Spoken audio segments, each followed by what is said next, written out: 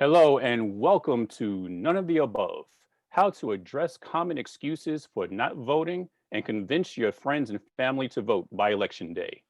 This virtual town hall discussion is brought to you by the NOVA Coalition with support from the National Coalition on Black Civic Participation and Unity 20.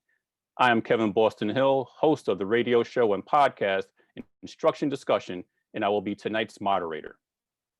When we examine the numbers from the 2016 presidential election, we see that many of the states were won by very small margins.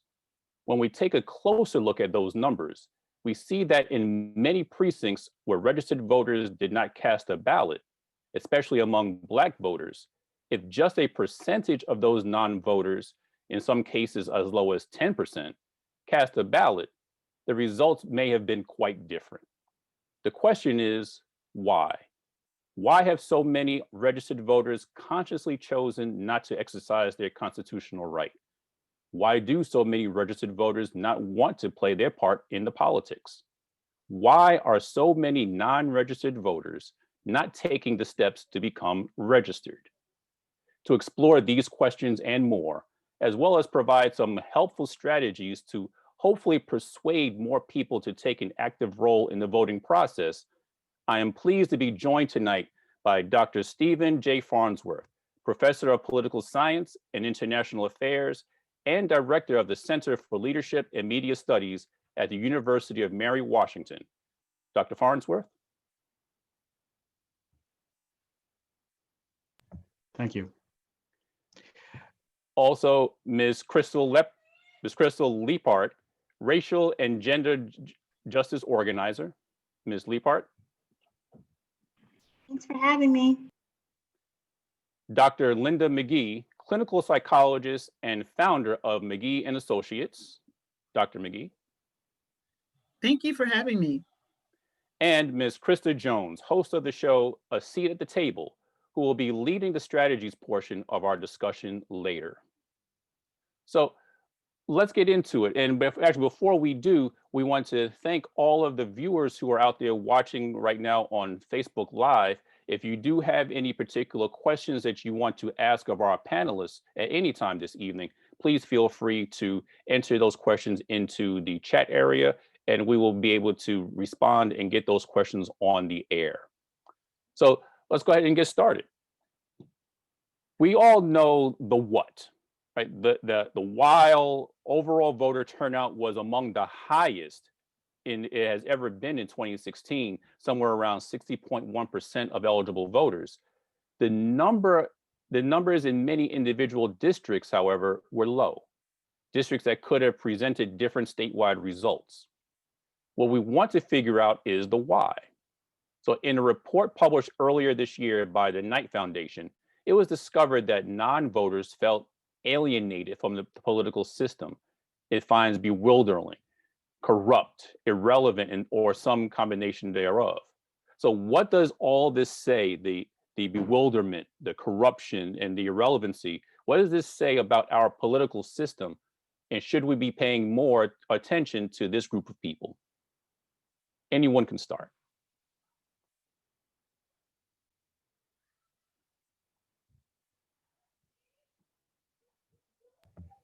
Well, I can start, I guess. I would say that the key thing to remember is that those of us who are listening to this conversation are probably pretty much political activists. We're connected to politics. We can't imagine not voting, but you really do need to put yourself in that position because people really do feel like the system is not responsive. And, I think one of the things that's been really exciting to me, there aren't a lot of good things to say about 2020, but one of the things that's been really exciting to me is this idea that with all the efforts underway to try to keep people from voting, people are showing up in huge numbers. They're showing up in huge lines. And so in some ways, the best way to convince people that their vote matters is to draw attention to the fact that somebody's trying to take it away from them. And that gets them motivated, even if they don't like the candidates or maybe don't think their issues are getting much attention.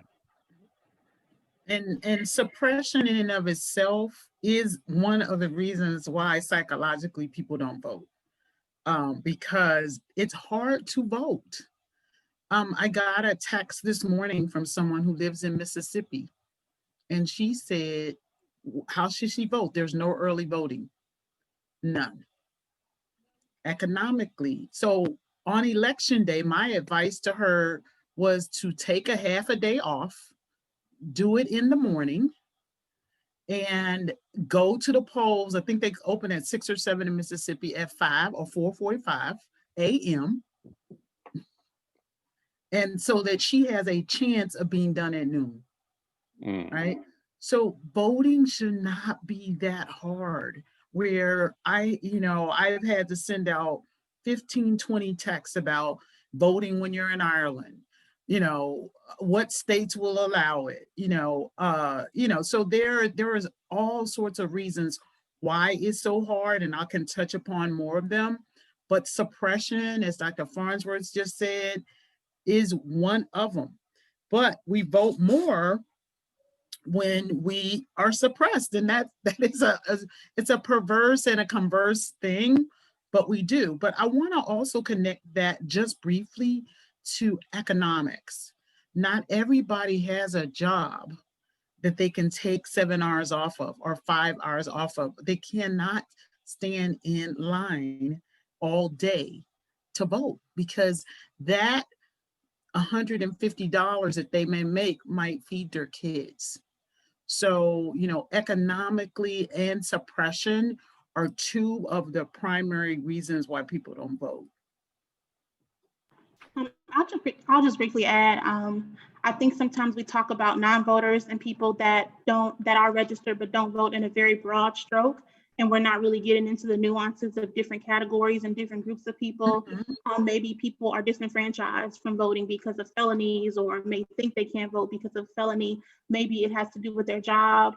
Maybe it's just general disengagement as it relates to our systems and governments.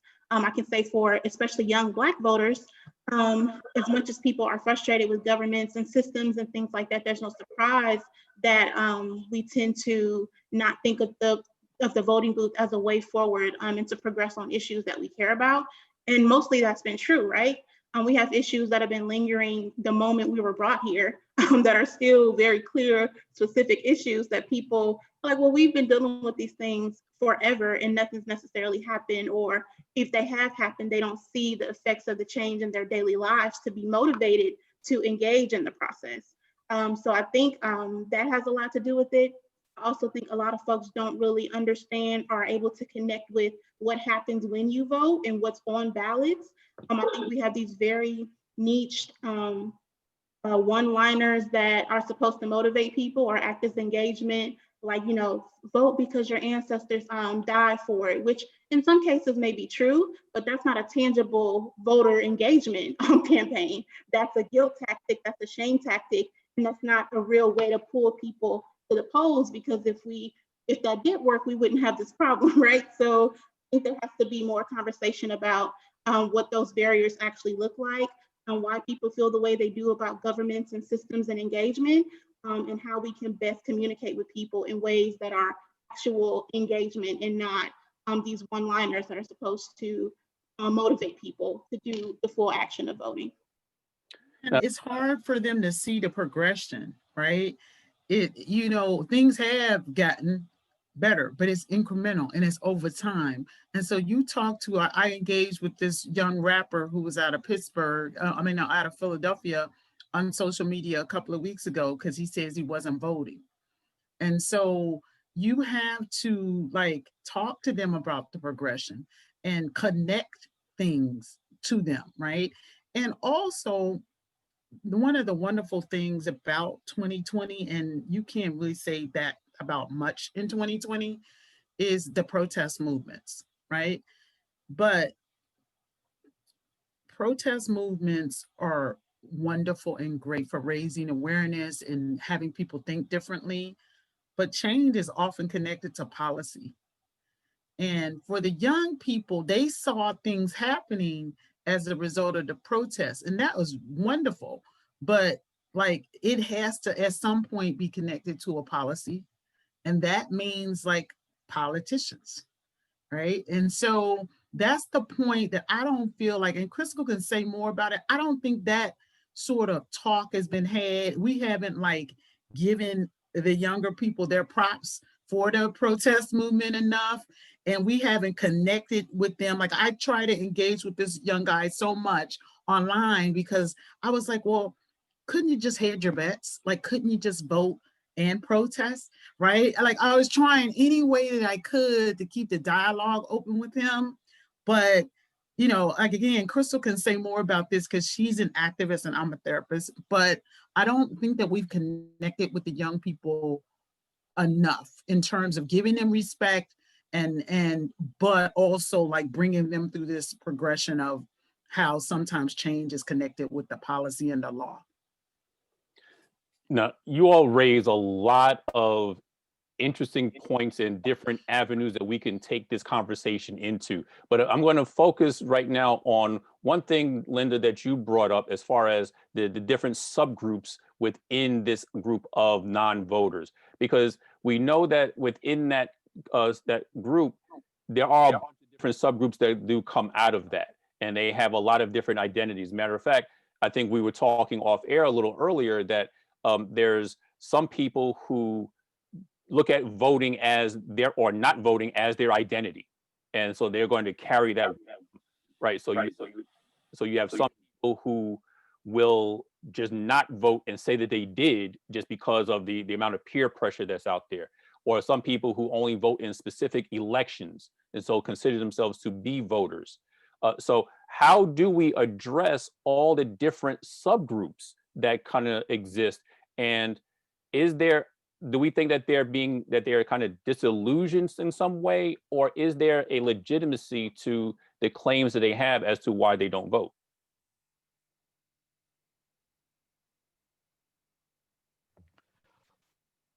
Well, I think that one thing that's important for this conversation is to appreciate the amount of planning that's required. I mean, people really kind of have to have their act together in most states to register weeks or ahead of time to make sure they know how to do that. Then when election day comes around, to know where their polling place is. So many people, especially I teach college students, and they are moving around, and they move around right after graduation, and so they may end up registering and voting in different places over the course of the 4 or 5 years before, during, and after college. And those sorts of things are really very complicated. And so I think it's really important for there to be peer conversations. I know that one of the things that the students at my university do is regular voter registration drives. They not only talk to the students who are moving to this community and voting in this community, but also they do things out at the grocery store and other community places where they can make this connection. Because I think ultimately there's a lot of interest from people in power in this country to make it hard to vote.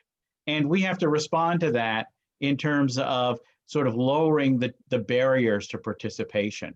And one thing that we can talk about, at least in Virginia, is that we actually had a House of Delegates race that was a flat out tie that was actually the exact same number of votes. And the decision for which candidate got to serve was a name pulled out of a bowl. And that made a decision which party had a majority in the state legislature. So if ever people say their vote doesn't matter, why, at least in the House of Delegate races in Virginia, and this was the second one in 10 years that was an actual tie, we've got evidence to put on the table to say it does matter, and even one can make a difference. But what I find is peer-to-peer conversation is the most effective way to get people engaged, because it's like getting into a habit. Once you've voted once or twice, it's that much easier the next time. And those differences that Steve talks about in terms of Virginia, they had lasting impacts. That bowl toss made a 2-year difference in terms of passing better voting rights. When they finally got control of those House of Delegates, which was 2 years after the draw, voting rights, whole bunch of things flipped immediately because one party gained control and started to make a progression. People tend to vote in terms of race. White people are more likely to vote. Higher income people are more likely to vote. Older people are more likely to vote. More educated people are more likely to vote, and people that see themselves in or are part of a political party tend to vote more. So we have a whole group of people who are less likely to, married people are more likely to vote. So we know a lot, but Kevin, what we don't know, and I read a lot, is exactly why they don't vote. But one of the things that I wanted to talk to you about is the media and how political discussions and talking about politics sometimes turns non-voters off even more than they're already turned off. So in the media, we tend to focus on the extremes. And those extremes are loud and angry, but they're really seriously aren't the majority of people. And those differences are even exacerbated even further when you think about social media. So giving you just one example, like 11% of the people post 97% of the political posts on Twitter. So what is being projected out there makes it looks like it's the mainstream, but it's not the mainstream. So what people see is a lot of anger. They see a lot of bitterness, vitriol, problems that seem like they are never going to be solved, people hating each other and saying all these things. And so as a psychologist, a vote is a sign of hope. But it is at its heart, it's a sign that you are hopeful that things can change. But when you look at how the media covers politics, politicians, and elections, it doesn't look very hopeful right now. And so I think that, we need to look at how people, and that's not even, we won't even get into trolls and paid people and, because right now there is a significant campaign to suppress the African-American vote. I saw one the other day. I knew it was a troll. It said, this is my neighborhood if I vote, this is my neighborhood if I don't vote. And they both look the same. Why is there a vested interest in that? It's to suppress the vote. Okay, so to the belief that things cannot be changed. Again, going back to voting as a sign of hope. It's the deliberate effort to squash that hope among voters that they do not want to see vote. Crystal, you like to chime in? Absolutely. Yeah, I'll just quickly add in. I think one of the biggest issues, at least for me, is we don't have a lot of connection as it relates to civic education, civic information, and actual buy-in from folks. Typically, well, at least for me, I know I have social studies, but like that's aging out so quickly out of schools.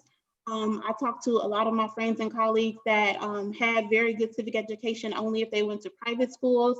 And just a lot of difference in how we talk about the power of voting and things of that nature across different demographics of folks. I think there's a vested interest, like all the panelists I'm sure at this point have said, in suppressing particular votes over other votes. So where it may be easy in some areas, for example, like in Texas, there's some places that have multiple drop boxes in way smaller cities. Houston or other Black centers in Texas have one drop box per location. So like this is very calculated at this point.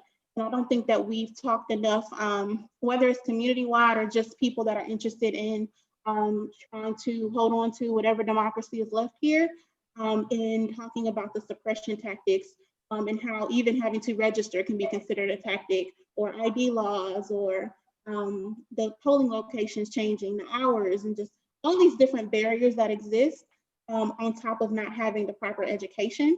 Another thing too is I don't think we give a lot of folks a lot to vote for. Again, I don't think we spend enough time talking about what's actually on the ballot, what initiatives are on there, how people can get information to see what's on the ballot. And I think for me, and I'm sure for a lot of folks, it's bigger than the two-party piece, right? I think sometimes people talk about the difference one vote can make in the majority or minorities in houses, and sure politicals and folks may understand what that means and why that's important. But like everyday folks are not necessarily interested in the party piece, especially when people And I'm sure people have seen, of course, at this point, a lot of people are disheartened by the Democratic Party in addition to the Republican Party. So they're not the same, obviously, but I think that there just hasn't been enough of that connecting what actually is happening to people to where they're invested in the process. And again, I think we do a lot of shaming and a lot of guilt and calling the reasons why people don't vote just excuses, and that's not always the case. There are serious divisions in how we talk about voting in different communities, and the investment, not to mention funding to reach certain communities, and getting that word out to folks. So there are a couple different reasons that I know that young people especially are not invested in the process, and people tend to get pragmatic later in life. So they end up looking more into things, or they can understand why the vote may be connected to things like their taxes or things that are happening in their neighborhood, or the street light locations or stop signs and things like that. But in the meantime and in between time, what are candidates, parties, and even politicals doing to connect that gap for people? I'm not quite sure what people are doing on a massive scale to bridge that gap for people outside of the shaming and the guilt tactics. And then one last thing, Kevin, is the popular vote, right? So people say your vote always counts, but it doesn't. We're in a representative democracy. The winner of the popular vote in the last presidential election is not in the White House right now. And the effect is that the urban areas are in effect underrepresented. So I just wanted to point that out. You know, it's not a one vote, one person system in terms of the presidential election in this country. It is an elector system.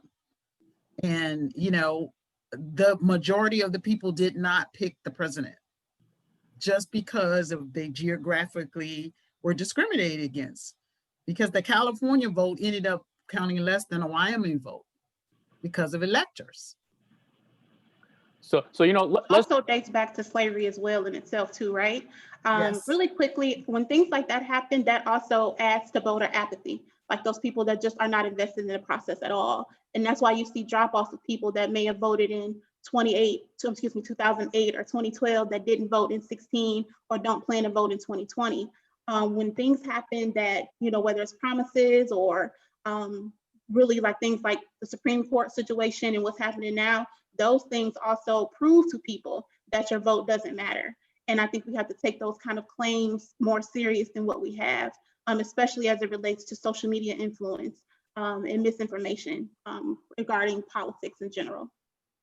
And, you know, let's explore this idea or the area of education, because we know that just registering people to vote is not necessarily going to translate into actual voting and casting that ballot. And you all already pointed out the issues that people are not educated enough about, because they may be focused so much on those names at the top of the ballot that they know nothing about the names further down the ballot or the issues further down, or maybe even on the reverse side of the ballot.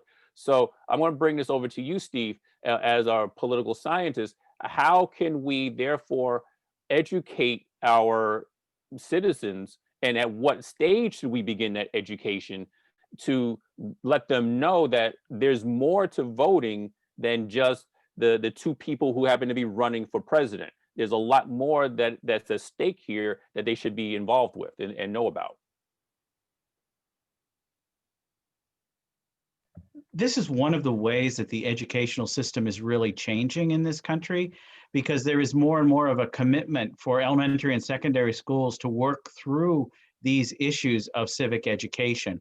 There are a lot of materials that are available online that can be used for these kinds of units, because I think ultimately the way the media cover the election is that they cover it like it's a sporting event, that it's just about winning and losing, and it's not really about the consequences. I mean, for college students, you know, how much debt they pick up now in 4 years, even at a public university, is really, really problematic. It limits their ability to do what they want to do for careers. They feel they have to find a job that makes a lot of money, that may not make the same kind of contribution or may not be what they want, but they have debt that they worry about. They have to struggle with issues about finding a decent place to live and housing and, you know, moving out and being on their own. All these kinds of issues are consequences of a political system that benefits better if more young people are participating. I mean, there's a sort of saying in politics that if you're not at the table, you're on the menu.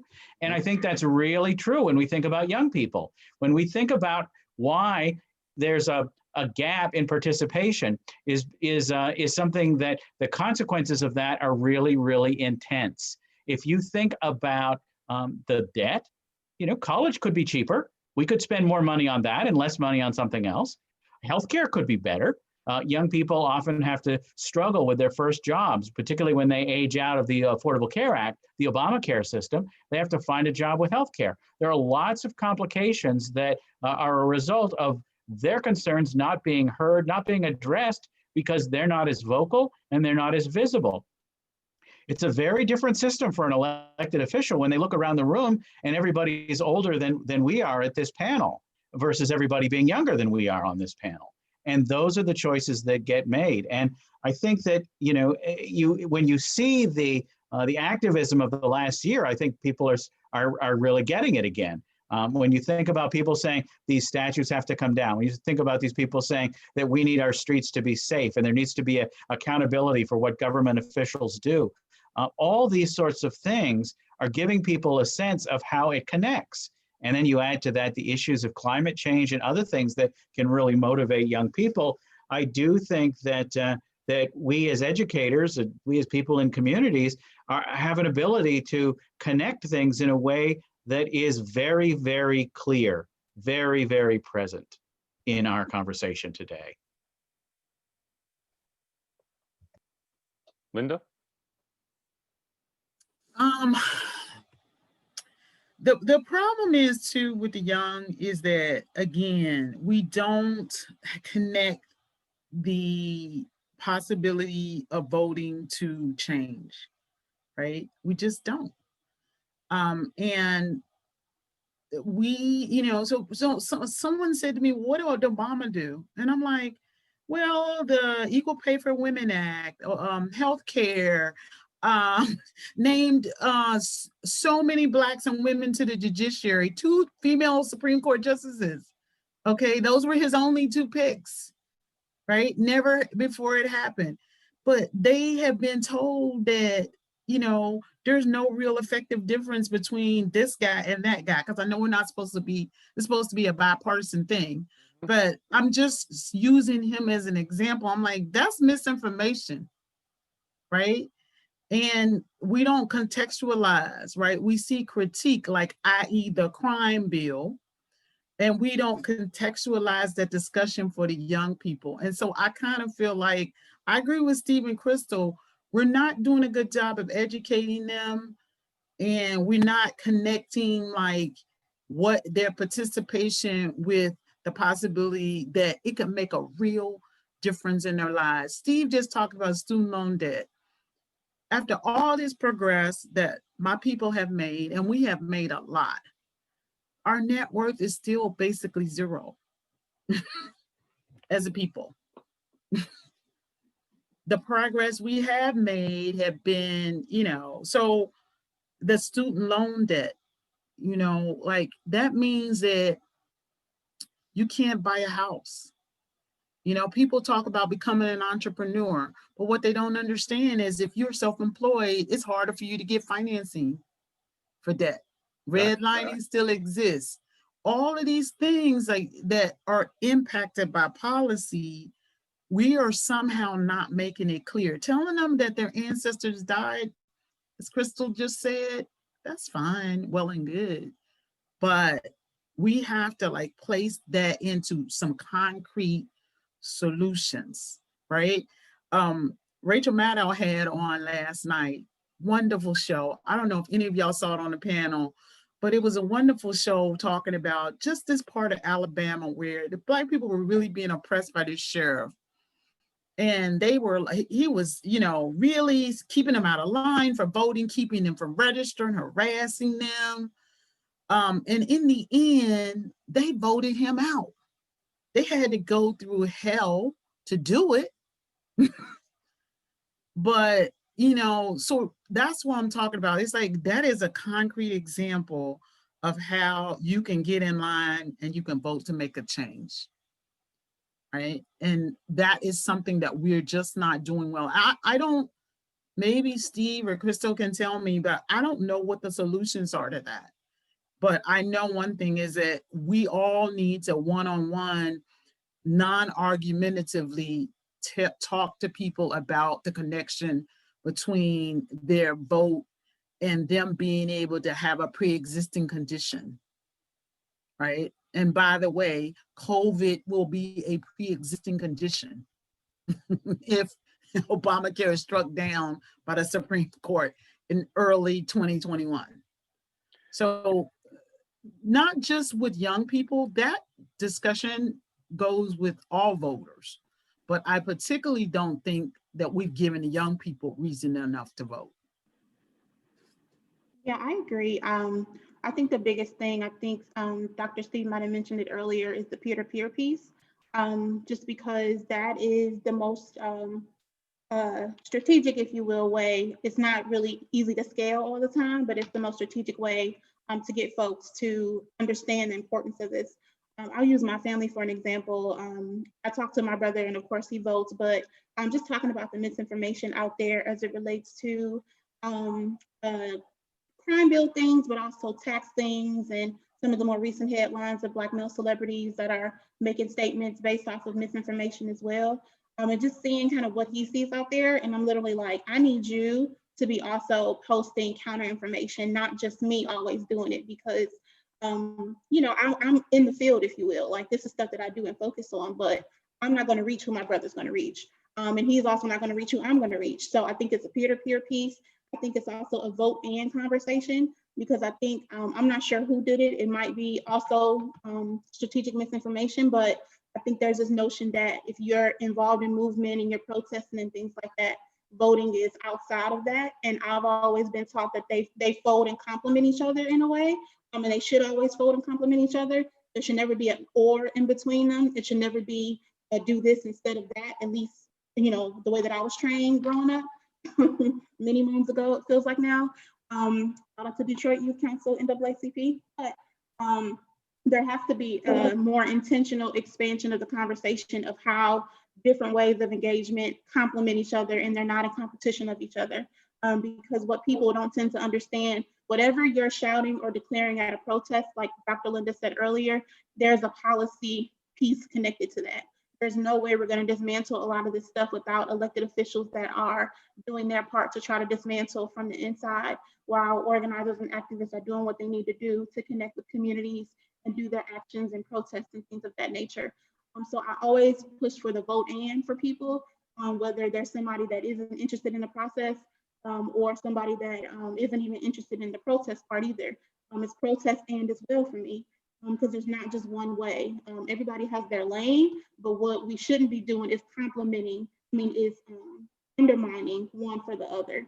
It should be all of the ways that people can engage and civically do their part should be honored, should be recognized, and should be talked about. The last thing I will say in regards to the peer-to-peer piece is one thing that we don't tend to talk about enough is there has to be a lot of deep trust sometimes when you're talking about voting. And I think we send in strangers to try to give them short talking points to talk to people. But the most effective, and again, to the peer-to-peer piece, if I understand what somebody's going through, what they're feeling, how they're feeling about the process, I can better navigate how to talk to them about an issue. Like if I know that a friend of mine, for example, is very invested in trying to start a business, I can frame my talking points around what's on the ballot, who's on the ballot, to those things, and they're able to connect. And like I think I said 3 or 4 times now, we just don't do a good job of talking about the ballot, what's actually on there. And we limit our conversations to these one-liners that aren't effective and aren't productive, and just look to wave our finger for the most part. But what I think that we need to do a better job at is talking in more detail about those kinds of things, but they can only exist again with trust. And that's why I like pulling in family members. Also, one thing too, before I close, I think we need to do a better job at talking with people that have done this for like 40, 50 plus years. The people that are retired now, that are going to their city council meetings and raising heck. I don't know if we can cuss, but raising heck when they don't like something. Those are some of the most effective organizers I've ever seen. We may not call them organizers. They are absolute organizers and have been doing it for so long. Can get any corner boy to register, can find them a ride, can get them snacks, can do whatever. There's so much grassroots stuff that we do in our communities that I don't think we look at as strategy, but those are some of the most effective tactics to get our neighbors and our family members and our community members to the polls. You know, Yeah, I know we got to move on, but also modeling, like at home, go and vote. Take your children to vote when they are very young with you so that they can see you voting. The other day, because I think me and half the country have this election anxiety, is that we were in line for the first day of in-person voting in Maryland at 6 a.m. Polls open at 7. There were already 200 people online, but we gave our son the option to go then or else, but he got up and went with us. But I think that had to do with the fact that I have been taking him. He sees me not just vote for the president, frankly, not just voting for Obama, but he saw me voting in city council off-year elections in DC, now Maryland, for many years. And there's no substitute for the first object in a child's life, their parents, setting the example and modeling voting behavior. And I think one of the things that all of you raise and you hit upon is that voting has become has always been a very a social behavior. So that and that's the way we need to look at it. We think about it in terms of, again, getting groups of people to go out to register a whole bunch of people to vote. Again, that's a social behavior. We think about talking about driving people to the polls. Again, a social behavior. We talk about the voting. You talk about making it a family affair and bringing your children along with you to vote so they can see, and you modeling it for them so they can understand what it's all about. And you explain to them why or why you are picking particular people on the ballot and how you're making your choices and things. So again, you're educating them at a young age and you're kind of ingraining that in them. So do we think that is maybe what's missing? Because we think that even in those large turnouts, right, we have some people who may not vote simply because they weren't asked to vote. Because again, remember in like 2008 and 2016, you had large numbers of people voting because those candidates made a concerted effort to go door to door for the most part. I know they can't go door to door now because of the pandemic, but at least they made that effort to reach certain people and to speak their language. And now that may not happen every single election cycle. And I think it's also important, and somebody can speak to this as well, to point out to people that it's not just about the one-time thing. Voting is not just one time, it's a process. Because I think you started to hit on that and you raised that point that it's not just the voting today that makes a difference. It's also as Crystal put it, it's also the protesting that goes along with it. It's also the policy making that Linda, you spoke about. It's about all of those things together that are intertwined. So it's really more of a process. And I think even Steve, you mentioned it as well. It's not just something to focus on for the day, for that cycle, but it's something to really think about in the longer term. It's like you're running a marathon, not a sprint. Well, I think it's important too to appreciate how people who are not paying a lot of attention to politics are going to look at this world that we're talking about and just be overwhelmed and just be totally blown away by the range of things that are coming across, particularly with social media, coming across at extraordinary rapid clip. And, one of the things that can be real useful is just listening. Everybody, I think, cares about something. And it may not be an explicitly political matter. It may be something that has to do with something that maybe is a step removed from politics. But ultimately, politics pervades everything. If you're thinking about how big the classes are for your kid in elementary school, well, that has to do with funding, and that has to do with the choices that politicians are making about whether they're going to put it into schools or roads. When they're thinking about how kids are not having enough to eat sometimes in school school districts that are not given a lot of resources, do not have a lot of a property tax base. And so they're already a step behind because the property tax is the key mechanism for funding schools. And so, you need a state equalization formula that is more effective than exists right now. And so these are the sorts of things that can be very, very direct. I mean, and sometimes, like I said, it has nothing to do with politics. Like one of the things that that really got, I grew up in a rural farming town. And one of the things that got my town really, really upset was not having money for sports. This was a poor community. It didn't have a lot of resources. The teachers were poorly paid compared to neighboring school districts. And, and none of those things got people excited. But when they said, we're not going to fund the sports teams the same way that we have in the past, they're not going to have new uniforms, we're not going to go to as many games. Why, my goodness, then things really took off. And so, those are the sorts of things that can get people energized and engaged. And so one of the things that I think that's incumbent on us is we're thinking about how to connect with people who don't have much of an interest in politics and may not be a voter or somebody who thinks that voting makes sense to them. It's like, just listen to them about what's important. If you want to be able to breathe, if you want to be able to swim in the water, if you want to be able to drink the water, if you want to have sports, whatever it might be, there's something out there that really is going to bring somebody to the table. And, smart politicians know that the key is listening. But we, I think, also have to think that the key to getting people connected is also listening. Steve, I don't know if you remember or if you know anything about this, but you probably do because you're a political science professor. But I am from Southern Indiana. I'm from the 8th district. And so for those of you who know anything about politics, that used to be called the Bloody 8th because it was always 50, 49.5. The elections were always close. And it was one of the good things about growing up in Indiana is because it was pretty even back then. Now it's not so much. It's more of a partisan place, really, really partisan place. But one of the things that they valued, as Steve said, was education. Like when I was growing up, 5th in terms of public school education. And so that was sort of the starting point that kept people involved. But yeah, the elections were very entertaining and they always made national news is because it was really participatory and people got involved. But I want Steve to respond to that, but I want to just add on my other 2 comments because I'm actually here as a psychologist, and the ask is people want to be asked for things psychologically because what does the ask tell them? That their opinion matters, their participation matters.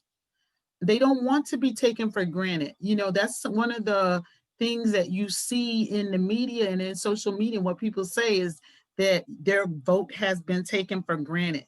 People don't even come ask for it, so they don't even come and say anything. They don't even come and pander. They just don't ask them, right? The last thing I want to say about that is I'm really excited about this is one of the things that I think has been helpful during this cycle is to see the social connection, right, in the polls. So what have they been showing? Even though voter suppression isn't good, it shouldn't take 8 hours to vote.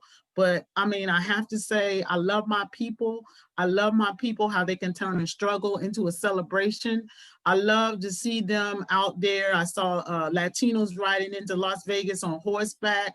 I've seen Black people, having music and entertaining and doing those things to keep themselves occupied and together while they're in the voting line. The participation of the Black sororities and fraternities in this election has been a socially orienting behavior in terms of, their support of Mrs. Harris, Senator Harris. So, but I would love to hear what Steve has to say because I am a political junkie, but I want to hear what he has to say about it.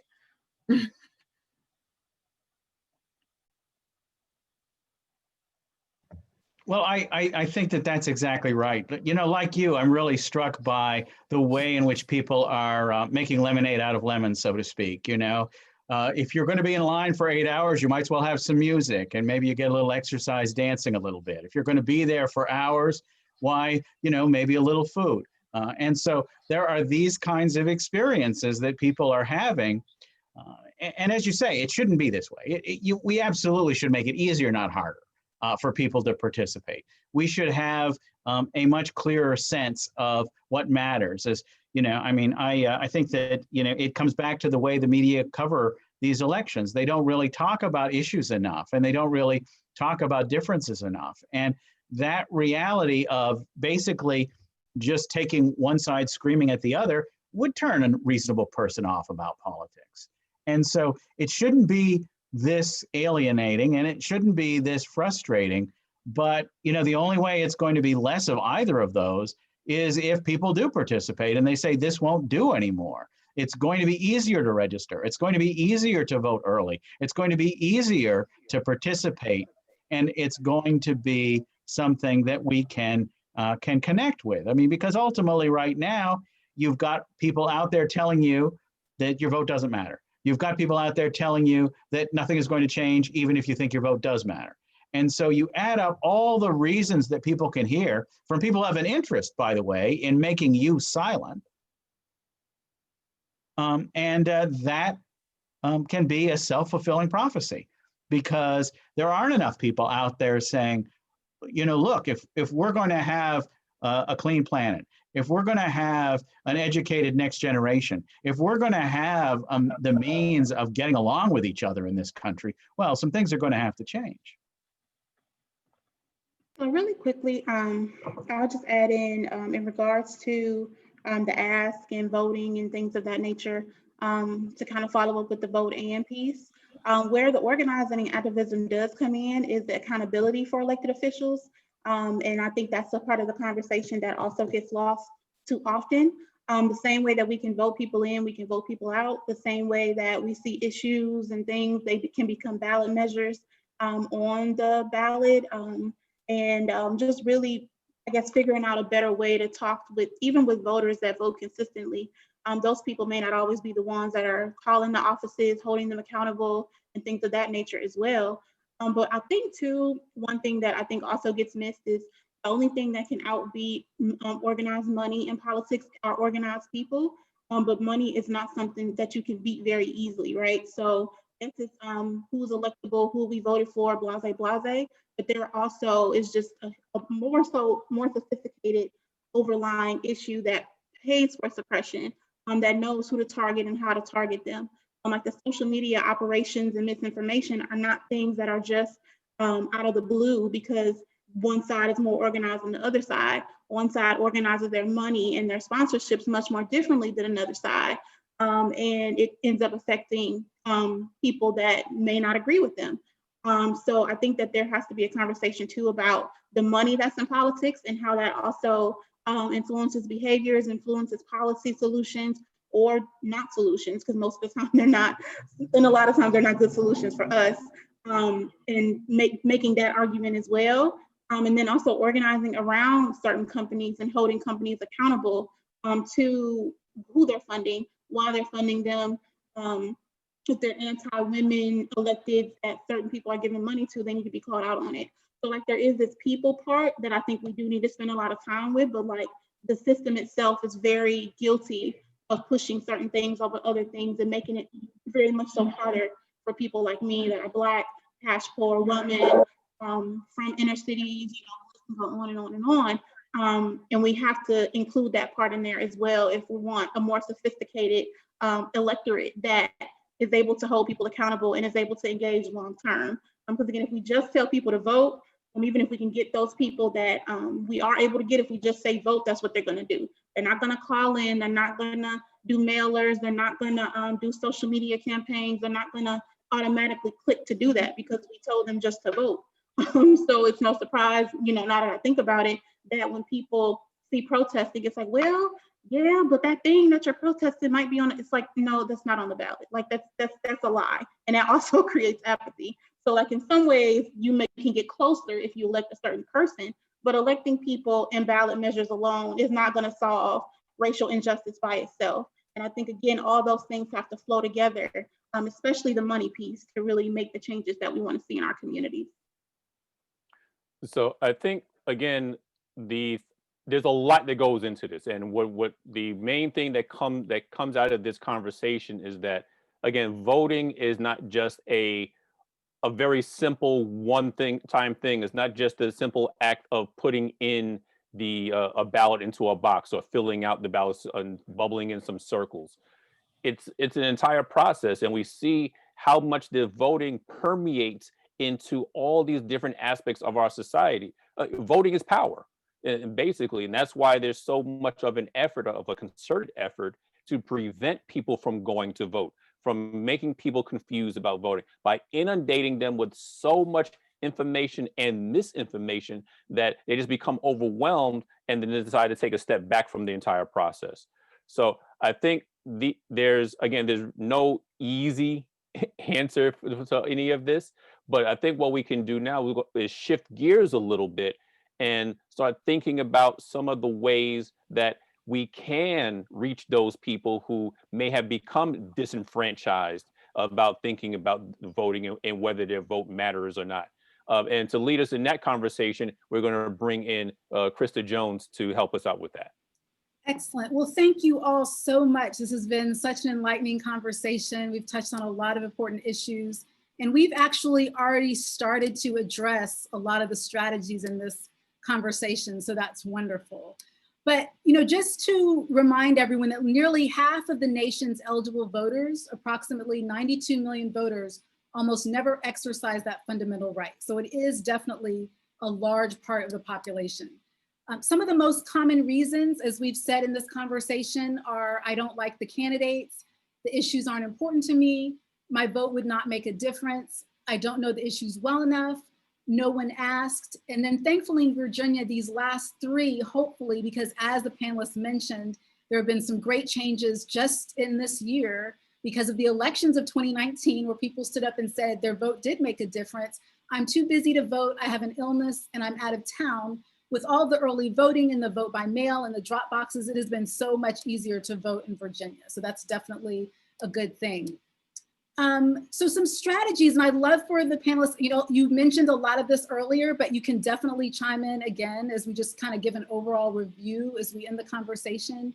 I don't like the issues or the candidates. And as we said, there is so much vitriol at the top in terms of the presidential candidates. It's really important to stress local elections. So you all did a great job of stressing that. I work for a local government, and I see firsthand every day the impact that local elected officials have. And the thing about local government is, it's not only about their policies, but it's about the fact that a lot of people feel empowered and they feel close to the elected officials. They have a vested interest in trying to get reelected. So they're going to put in that time to really get to know people individually, give them their personal email address, give them their personal cell, go to the events on the weekend, get to know their kids. So that's another strategy to focusing on the local elections, because I think that cycle might work better for some people than when you involve the presidential candidates. And then, as you all definitely said, discuss the specific impact that certain local elected officials have on the issues. So police brutality, district attorneys, the school board, distance learning. Do you all have anything else to add on the reason of I don't like the issues or the candidates? I'll just say really quickly, this may be my sarcastic side, but you don't have to vote. You don't have to like these people, and you don't have to necessarily like everything that's on the ballot or like all those people. What you're looking for is who can advance your communities the most. And I think especially when it comes to women candidates, we focus too much on likability and electability and not tangibility and pragmatism. And I think Black women particularly give us that example in regards to the options that we have, but what we're doing with them anyway. We do that every election, and somebody should really be studying us and giving us our cookies as far as how we vote. But you don't have to. You don't have to like them. Well, that's an excellent point, because I wonder where we kind of got in this cycle of feeling that we had to fall in love with these candidates. Where did that come from? So you're right, that's just an overall mentality that has to be changed. So thank you for bringing that up. Any other thoughts? Well, I have a question, I mean, that kind of goes along with this, but do we think therefore, because of all the different information that's out there and the fact that we are focused so much on a two-party system that sometimes produces candidates where we feel, well, we don't like either one of them, and I'm tired of always voting for the lesser of two evils. Do we think that therefore it's time to legitimately consider a third or fourth party? I don't have a problem with third or fourth parties, but right now we do not have a viable third party. So when people tell me that they're going to vote for a third party, that is like, we have a binary choice right now for the presidential election. There is no one that's polling over 1 or 2% otherwise. And so like voting for the third party right now means that, you know, that you're not really casting a viable vote. Now, should we have more than two parties? Hey, I think that we are headed that way. And I honestly do not think that's a bad thing. But I'm very adamant about this one, right? Is that, you know, it's a binary choice, right? It's not a choice between three people right now. And to back up Crystal's point, I human nature is human nature. You're never going to like everything anyone says. You're never going to like all of their policies. Progress is incremental. And I love the young. I love their energy. I wanted our next national leader to be younger, right? But didn't happen. But I do think that they could well understand that it's a choice of who you think provides the bulk of what you want, not necessarily everything that you want. And they say all the time, Democrats fall in love, Republicans fall in line. And I think that that's one of the differences in voting patterns that you'll see, is that Democrats really want to love their candidate.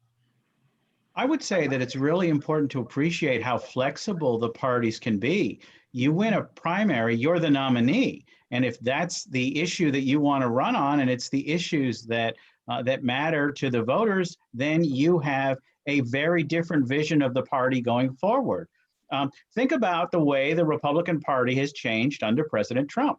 It used to be a party that was very committed to democracy promotion around the world. It used to be a party that was very committed to international organizations and collective security as a means of protecting the United States. It used to be a party that was very committed to a meritocracy. It used to be a party that was committed to free trade. It used to be a party that was looking at personal behavior and calling out people who were not behaving in ways that would be perhaps defined by conventional Christian morality. All of those things disappear with a new Republican Party under Trump. He runs as a very different kind of Republican, and that changes everything. Similarly, you have to think about, over a longer period of time, a Democratic Party that once included all these segregationists nominates Barack Obama a few decades later. You have to think about it. If you're thinking, I don't like either of the parties, well, that's on you. You could vote for a more liberal or a more conservative person in the primary. You could vote for somebody who focuses more on the environment, somebody who focuses more on education, whatever it is that you want.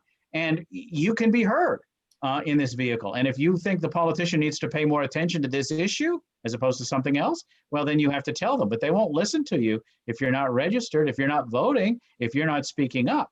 And so, rather than talking about, the sort of, my personal view is that the third party system is just a vehicle to make sure the party you dislike the least wins.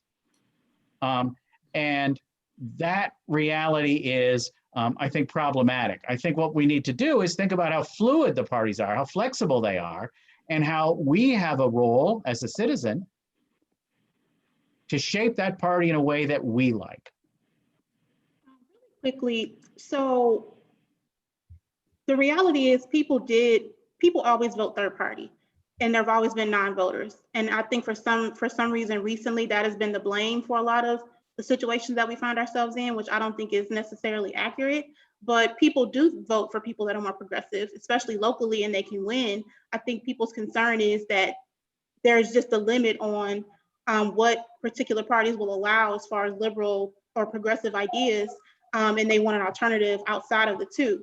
And the way that people, especially their most loyal bloc within the Democratic Party, are leaving the party, people need to get in front of what's about to happen as far as moving forward with the two-party system, piece. Like, I think there is some room to be pragmatic, but I also think people, especially younger people, are feeling unheard more so than anything else.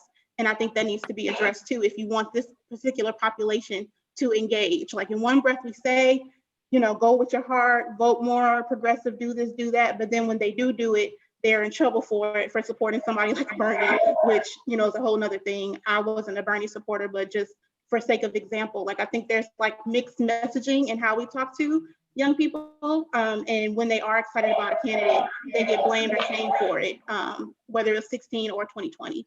So I think there's a lot of like mixed things going on, and people, at least people like me, are very confused as far as what people are calling for in relation to third party or non-voters or things of that nature. Excellent. So we also, we did touch on this, and it's interesting because I think there are different schools of thought in terms of saying my vote would not make a difference. And some people saying, Linda, you made a good point. The way the system is now because of the Electoral College, and we should be switching to a popular vote compact, that your vote would matter more in that situation. But some people are saying that to stress that your vote does matter this year, because this will likely be a contested election. And so we really want to make sure that we have as many votes, I guess, on one side as possible. So there might be a situation where there are votes that come into question. And so we should think about the fact that every vote counts. So that encourage people to vote, because it may end up happening where every vote counts. And then also another thought, and this may kind of get back to, you made a good point, Crystal, this isn't really tangible for a lot of people in terms of voting, what my ancestors would want me to do. But another thing you could possibly talk about in a conversation is to vote on behalf of those who can't. So because of all the voter suppression, because not everyone can vote while they're incarcerated, while in some states you can, because obviously you can't vote till you're 18. I mean, there are people who can't have a voice yet. I mean, if you think about like just all the school shootings, of course you see the time cover where they are now able to vote. But all those kids that are suffering, like, who is going to stand up for them? So that might be another way to broach that conversation or to retort that particular reason. Does anyone have any additional thoughts on that? Thought is that you should vote so it won't be a contested election. We're still not there yet where if the person with the most votes, clear amount of votes win. So my thought is vote so we don't end up in a contested election. There are forces out there that want this to be so close that they can let the courts decide it, the courts that they packed. But if you go out there and vote, we possibly won't end up in a contested election. And I actually, believe it or not, with as much bile as there is out there, I actually do not believe this election is going to end up in a contested election. But I think you vote so we don't end up there, not to protect you against it. Absolutely. So what about the people that say that they don't know the issues well enough to participate? And I think we did touch on this in the conversation. Definitely try to solicit their opinion on the key issues. Let them know that their voice does matter. Really make that connection, whether it's on local issues or bond referenda, whatever they care about, and really validate those opinions. And I think something that came out of this conversation is, even though we're trying to, or I had in mind trying to move this conversation to think about what can people do on an individual one-on-one basis in terms of having these conversations. But I think what the panel is pretty much unanimous about is there are just these huge structural changes. So whether it's changing the Electoral College or whether it is changing the way campaigns are run, there's a responsibility on behalf of those larger systems to make changes to where everyone's vote does matter and they feel more empowered and we have more people voting.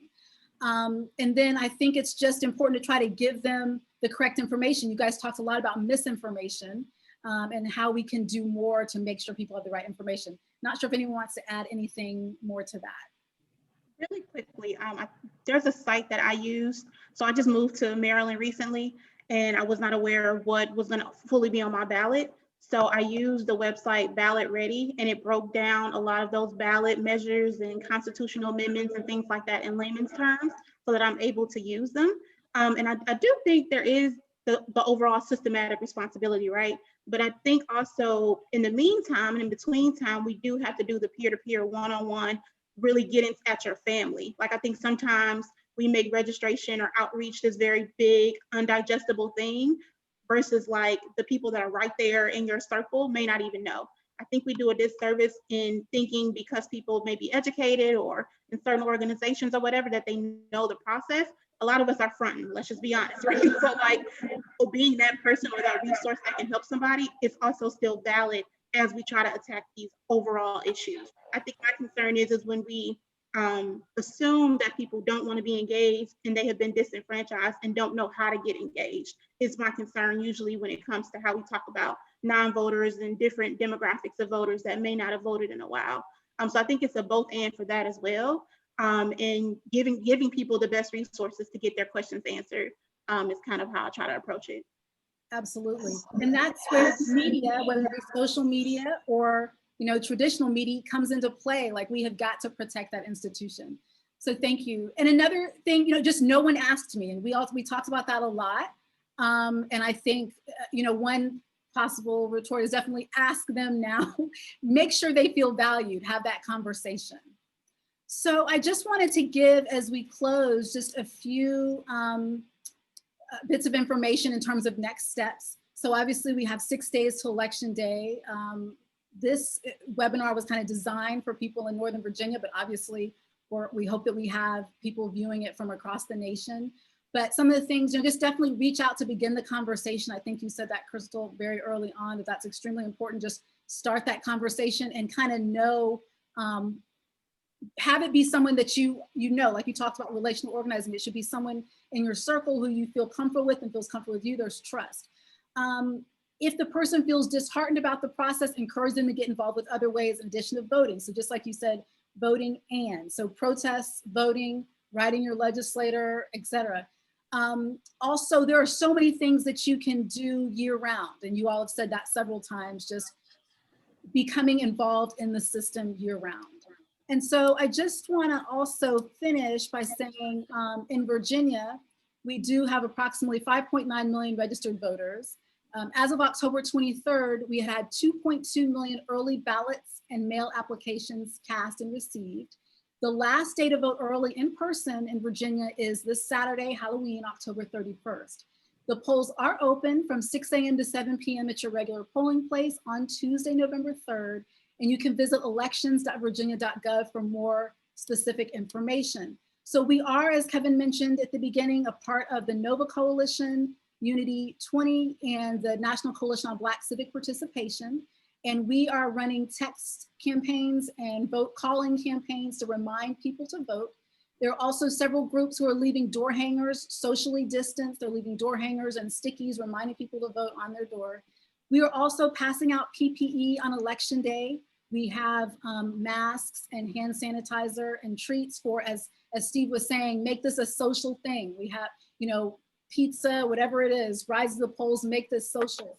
And we're also conducting exit polls. And one of the main reasons is because I've heard so many people say, where are these polling numbers come from? I've never been polled.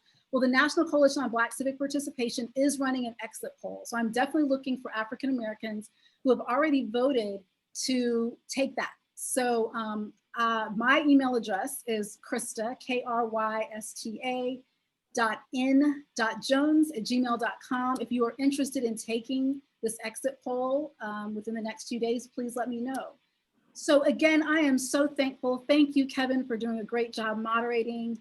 Thank you to Linda. Thank you to Steve. Thank you to Crystal. You all gave us definitely a lot of food for thought. I really hope this is a conversation we start to have more. I think because of the way our political system is created, like we said earlier, we don't even address this part of the population. So, I live in Arlington, Virginia. We had an 80% turnout in 2016. We are a very liberal, democratic, progressive community. And our goal is to have 90%. And we actually had almost 100% for the census.